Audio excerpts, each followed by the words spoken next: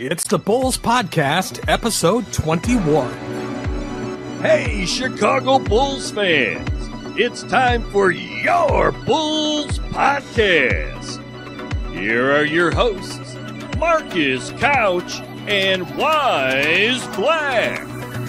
Welcome to the Bulls Podcast, coming to you from bullspodcast.com. This is where we bring you the latest news, reviews, rants, rumors, and opinions on the players, coaches, and front office of the Chicago Bulls. My name is Marcus Couch, and with me is my co-host, Mr. Wyse Black. Yo. What's up? What's good with all my Bull lifers out there, man? Y'all know how I do it. It's your man, Wyse Black, here with my running mate, Marcus Couch, and we're just fired up to deliver another show, man. Episode 21, baby. Let's go. All right. We welcome all the new listeners to the show. Perhaps you've been watching those Chicago Bears since the summer and suddenly find yourself without a team. Well, we're glad you came over to the Bulls side of sports, and we promise you'll not have to experience the agony of a last-second playoff loss with the Bulls, or any playoffs, for that matter, at all. We got a lot in store for you this episode, including we say farewell to the tank commander, Cameron Payne. The Bulls trade for MCW, Michael Carter-Williams, and waive him immediately. Memphis, well, you may have pulled that trade trigger too soon, but we're not going to give Wayne Selden back. A little bit more on that a little later. Thibs is out in Minnesota, and could Fred Hoiberg replace him yet again? Bobby Portis is back and already returning to old form, and a quick look ahead to the upcoming games this week. Come tank with us. We'll be right back after this quick timeout. Bulls fans, remember to follow the show on social media at Bulls Podcast and at bullspodcast.com. So let's get into our first story. Cameron Payne is no longer a Bull. We don't have our tank commander, but there may be a replacement in the wings.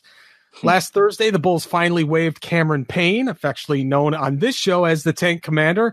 He's since been picked up by Cleveland. This may be his last shot at playing in the NBA.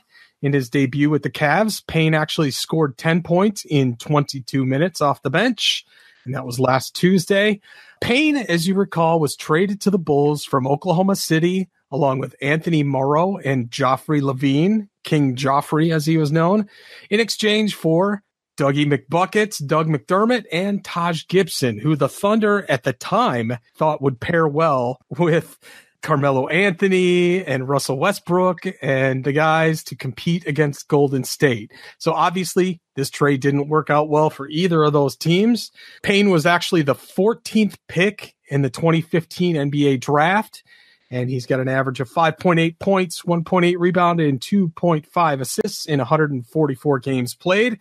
For the Bulls, his best game this season was actually this season. On October 24th, he scored a career-high 21 points, all in the second half of the Bulls' 112-110 victory over the Charlotte Hornets, going 7 for 11 on three-pointers. So this departure means the next man up, Brazilian Marshmallow Cristiano Felicio, has now been promoted to the new Chicago Bulls tank commander. We know he will serve us well in that capacity, just like we want him to. What's your reaction to the campaign firing, I should say? Tank on, baby. Tank on, Felicio. No, but personally, I wish the best for Campaign over there in Cleveland. Hopefully he has better luck over there than he did with us, but I'm not sad that he's gone. He failed to add anything to his game, or at least even do one thing greatly.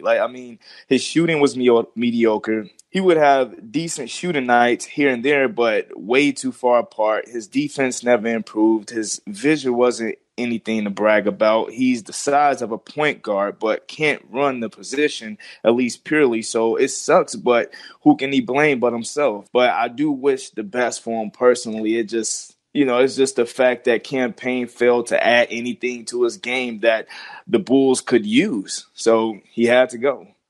Yep. And I got to say, out of any NBA player, he has the least NBA-like build in terms of his body of anybody. He looks soft. He looks even softer than Felicio. and that's hard to do. Yeah. Whatever. Hopefully, hey, man, I wish the guy the best. I hope he has a couple more years in his NBA career and, he can go out there and get the bag. That'd be great.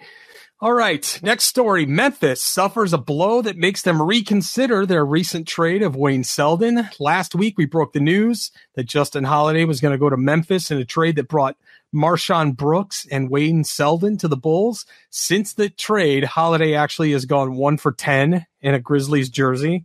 But more significant is the injury to Dylan Brooks, who's now going to be out for the entire season with a severe toe injury. So this would put, typically, if he was still around, Selden would be in the starting lineup for Memphis. But since they traded him to the Bulls, it's going to be a very long season for Memphis.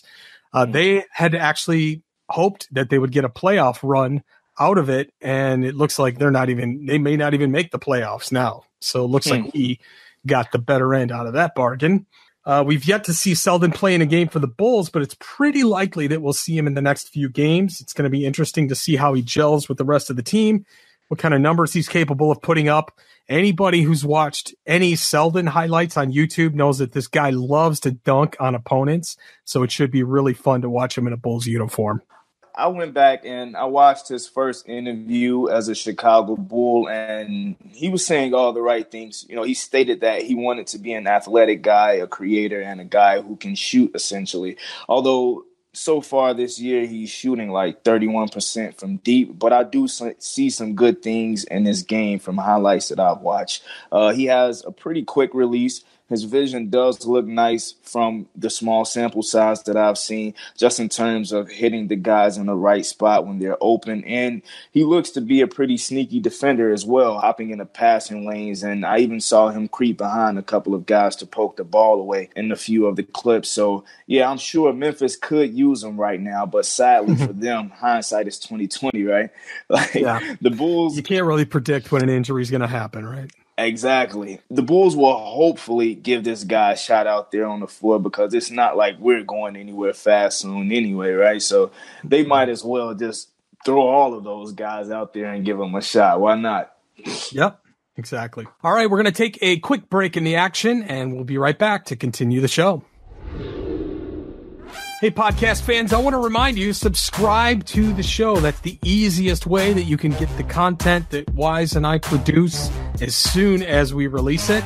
And we've made it pretty easy. You can go to, if you're an iTunes user, go to bullspodcast.com/Apple.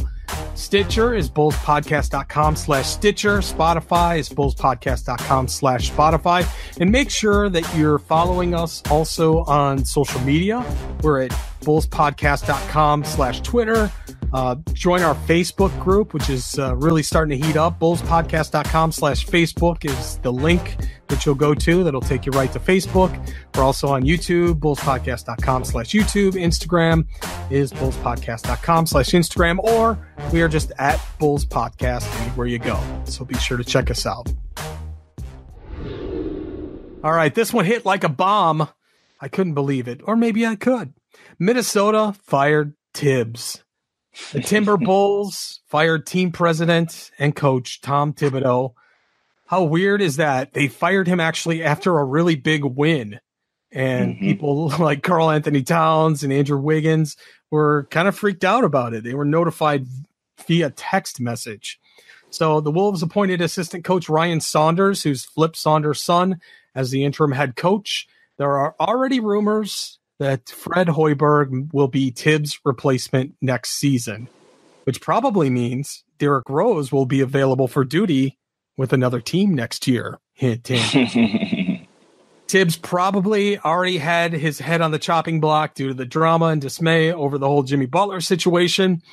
I mean, Wyse, let's rewind a bit. Consider what Minnesota would have had they not done this. They would have kept Zach LaVine. They would have kept Chris Dunn. They would have probably added Lauri Markkanen into their roster. And chances are pretty good that they'd be a huge contender in the West. And as it turns out, they'll be lucky just to make the 8th seed this year. Yeah, it's sad, man. But It is what it is. It's the NBA business, right?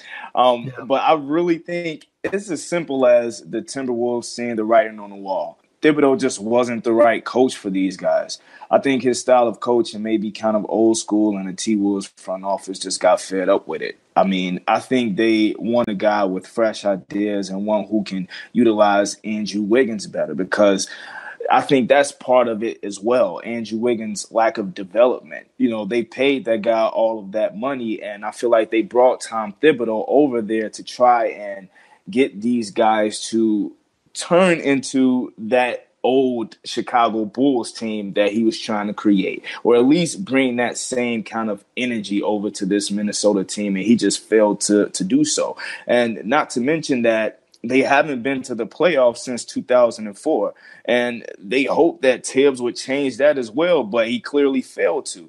The Jimmy Butler drama and trying to recreate his old Chicago Bulls team was just the icing on the cake.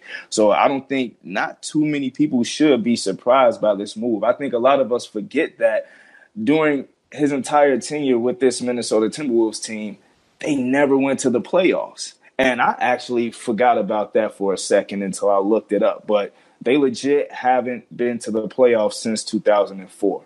Even they with didn't make Jimmy the playoffs on that last team. year? No. New Orleans beat them out for that 8th spot. Oh, man, I forgot about that. Yeah. So they never made it to the playoffs with Thibs.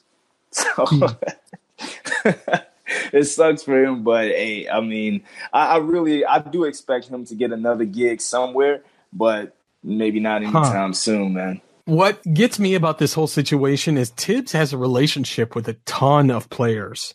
Mm-hmm. He's got, because he was the assistant for USA Basketball a couple times out, it seems like he would get to know every all-star that there is out there. And it's surprising that he tried to reconstruct the Bulls, whereas he could have probably had his pick of a whole lot of free agents last year. Which is true. So obviously that was a bad move trying to reconstruct that Chicago Bulls team. A lot of those players were out of their prime, and just a lot of them are getting older now. So I don't know what Thibodeau was thinking. That Bulls team was obviously the best team that he had ever put together as a head coach. He hasn't been coaching that long as a head coach. So, I mean, I think he just got caught up in trying to do things his way a little bit too much. And like I said, with that whole old school mentality, Thibodeau is said to not care too much for the younger players. And that could also be a reason why he failed to even, have Andrew Wiggins develop the way that he should have.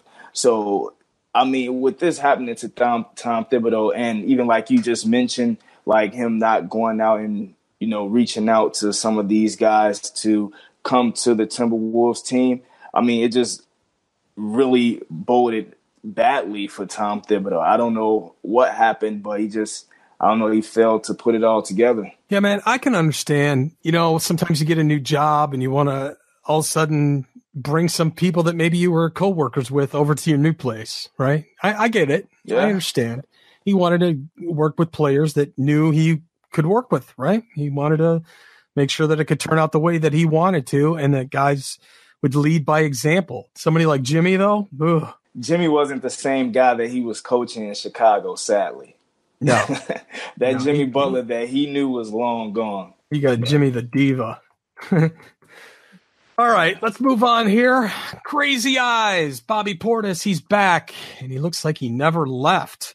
In fact, this past week, we saw the return of Bobby Portis to the Bulls lineup. Coming back from ankle injury, he netted 17 points off the bench in his return to action last Sunday, adding 3-pointers, adding some rebounds and 1 turnover. He had 5 rebounds, actually, and just 1 turnover in under 20 minutes because he's got a minutes restriction. This was his first game back following a 2-week layoff, which explains the restriction that he had. He's got a minutes cap that actually is going to slowly increase over the next few games. Bobby needs to step it up because he is shooting right now a career low 41.3% from the field. So if he wants to get a decent contract next season, he's going to have to start grinding. I mean, he's really going to have to put in the work. So with Bobby back in action and with Chandler Hutchinson starting, Jabari Parker is out of the rotation once again. It really, really sucks for my man Jabari. Like, I really feel so bad for bro. Like, just sitting there watching him rot on the bench like that. It really sucks, especially given where he's come from, being the second overall pick. I'm really interested in seeing what happens with Jabari Parker, man, because this is crazy. But as far as for Bobby Portis, yeah, he really needs to do something. Like you and I discussed on this podcast quite a bit.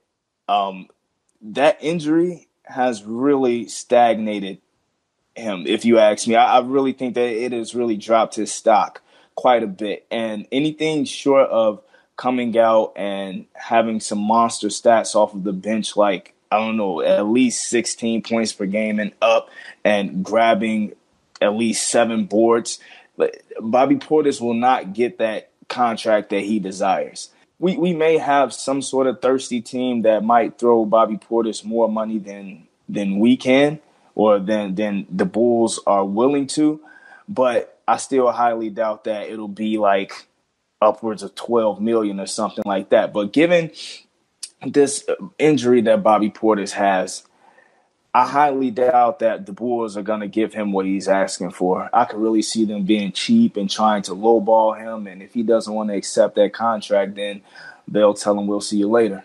Earlier in the season, you and I joined C-Red Fred on Chicago Bullseye. And you and I were both asked that question. How much is Bobby's contract going to be? The consensus was that it was going to be around $12 to $14 million. Mm-hmm. What do you think? I mean, I think that number right now is 8 or 9. And that's on a high note. I think that's actually on a high note, because I could see the Bulls. Okay, depending, like, there's still a lot of basketball left, right? But I still think that they're gonna factor in this injury that he's had. They really want to see, like, if this is gonna be an ailment for him, because he had 2 different injuries this year already, that ankle and plus that MCL. So Bobby, he really has some work to do in terms of staying healthy. That's one of the big pieces that he has to keep in mind as well. But as far as contract talks, like I said, if he comes and, like, because right now he's averaging 12.4 points per game and 7.7 rebounds. If he can keep those averages where they are, or at least raise them, then maybe I could see them probably giving him somewhere between like 6 to 8 mil a year for like a 3-year contract or something like that. I don't think that that's bad for Bobby Portis, but anything above that, no way. And I think if he can turn into a double-double guy by the end of the season, if he can average 10 boards, I think he's got a good shot as far as getting a good contract. Otherwise, man, he better get some really soft, comfortable shoes, man. Hopefully you don't twist that ankle up, tape him up, wear some knee pads, and grind it out, man. But, if anybody can do it, Bobby can. He's got a big heart. He's got a lot of determination, and I think that he's going to do fine. He's the heart of this team, man. Like, I was looking at an article just earlier today, too. Like, I think it was from Casey Johnson, talking about how Bobby is, like, one of the toughest guys on this team, if not the toughest. And I feel like he's our floor general out there, but he's coming off the bench. But he's the loudest guy out there on the floor, and probably screaming from the bench as well. So I really feel like this young Chicago Bulls team does need Bobby Portis, especially for those toughness reasons, because I feel like that's what we really, really lack as a team. And you see it out there. You see the difference when he's out there on the floor. I remember back to one of the games earlier in the season when Bobby Portis actually started. When he came in and he started over Jabari Parker for the first time, that Chicago Bulls team he invigorated us. He gave us a spark of energy that we just didn't have when Jabari Parker was out there. And that's the type of guy that we need on this team. So I really like him here. But as we mentioned, he just has to put in some work. All right, let's switch topics here. Hey, in other trade news, let's talk about the Bulls having Michael Carter-Williams back. We got a trade in from Houston, and then we immediately waived him. So Houston Rockets agreed to trade guard Michael Carter-Williams and some cash to the Chicago Bulls in exchange for a protected second-round pick in the 2020 NBA draft. And in corresponding roster moves, MCW and Marshawn Brooks were then waived by the Bulls. So why did the Rockets make this deal? They did it to avoid the contract guarantee that Carter Williams had for the season.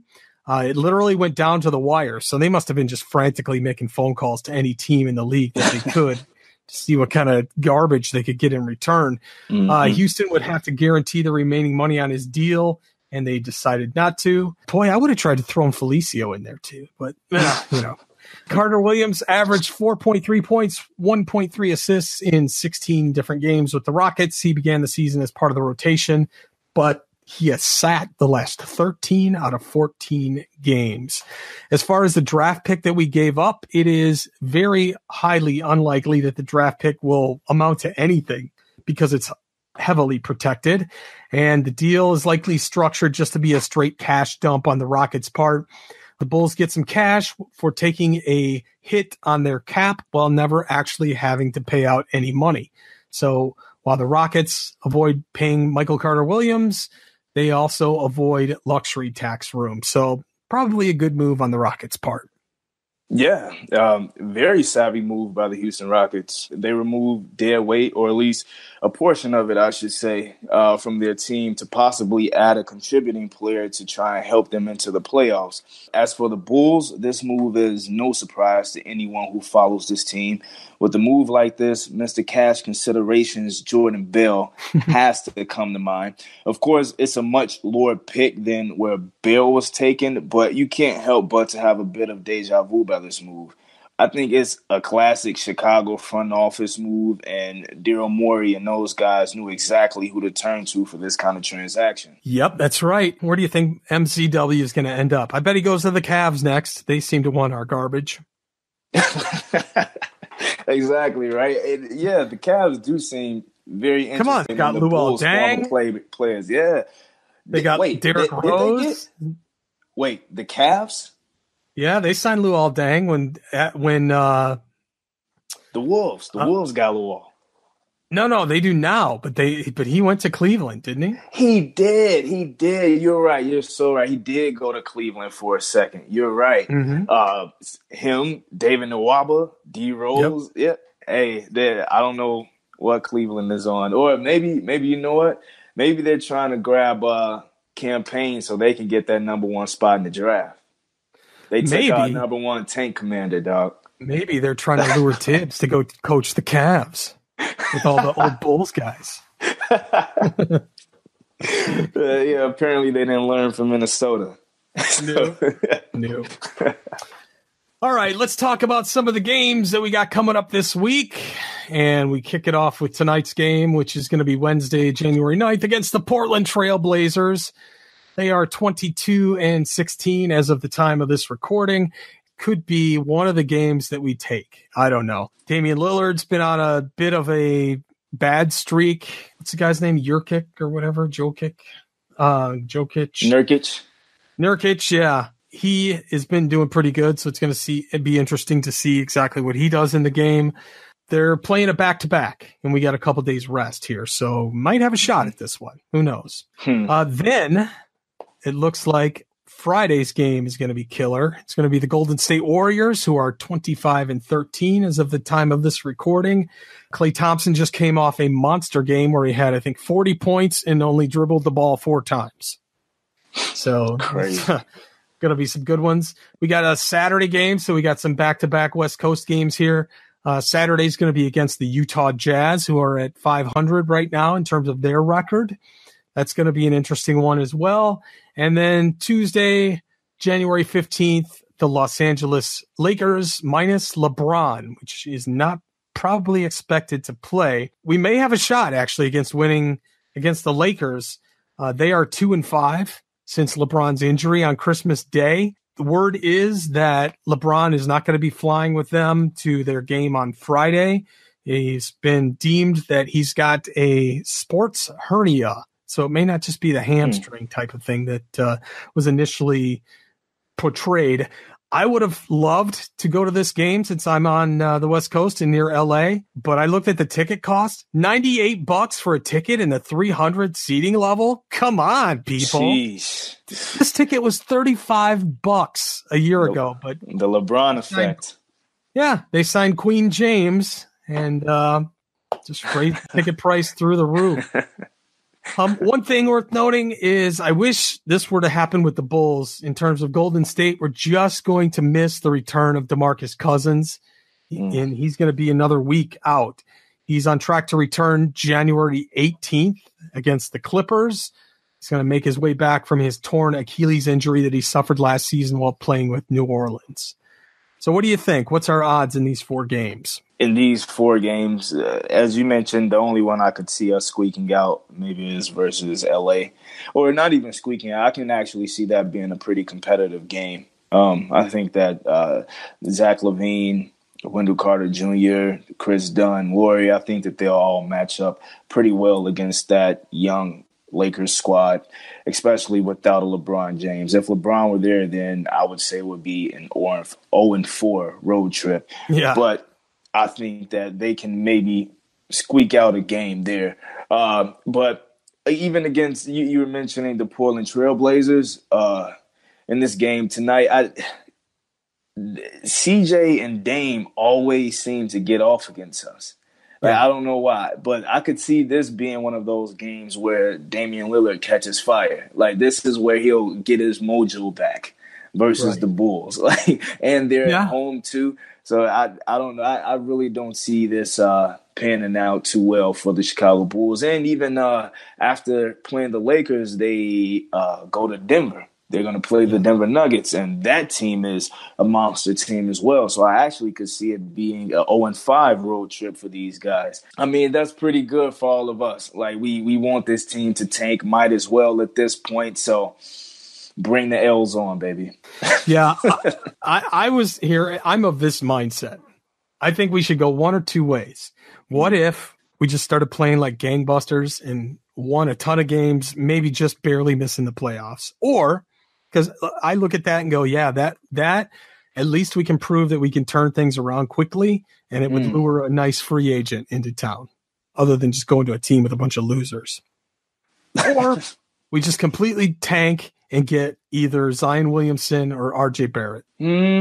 I think we may as well go with the second option. I mean, I really don't know what well, obviously it'll take us having some talent and getting rid of this front office, but seeing as that is hard pressed for us right now, I think we have to go with the second option, man. Yeah. I don't see any top free agent come here, especially the ones that are available right now. Hey, we all saw Khalil Mack in his Bulls jersey. He's got some spare time right now. Maybe he must give him a 10-day. Let him come play some. Let him come play some four for us. Set some picks. Set some fun. Set some charges. All right, y'all. We're gonna take a quick break, and then we're gonna close it all out right after this. Hey, Bulls fans, we're happy to announce that the Bulls Podcast is now available on Spotify, so make sure you look for us over there or go to bullspodcast.com/Spotify, and it takes you right to the place where you can add us to your favorites and catch every episode as they are released. All right, everybody. Remember, you can follow Wyse Black on his social links at radical_creator. That's on Twitter and on Instagram. Me, you can find on social anywhere, YouTube, Instagram, Twitter, and the like. I'm at Marcus Couch. Everything show related, you can find at Bulls Podcast. So make sure you're connected to us everywhere we are. Remember, you can check out our compilation website where you get all of the different Bulls podcasts from every single Chicago Bulls show out there. That's at bulls.fm. And if you forget this, if you can't remember, you're out and about, you can't really write it down, can't really browse to it, just go over to bullspodcast.com, click on this show, which is show number 21, and you'll get the entire rundown of everything that we talked about and all the links. Wyse, closing thoughts? Yeah, I just want to say thank you guys for always supporting us on this podcast. It's my pleasure to deliver and discuss Chicago Bulls news. So I appreciate you guys who all are Bull lifers such as myself and Marcus. And as Marcus mentioned, please don't hesitate to reach out to us on social at Bulls Podcast, at Radical Creator, and at Marcus Couch on all social platforms. There you go. Remember, Bulls fans, we're going to update this as we go. Our magic tank number is down to 40. 40 more losses, and we get the number one pick. We're just 125 days away from the NBA lottery. So we'll be there every step of the way. When you think of the Bulls, think of the Bulls Podcast. Until next time, thanks for listening, everybody. Go Bulls. Go Bulls. Hey, Bulls fans. This is your Bulls championship announcer, Ray Clay, saying, so long, everybody. Go Bulls.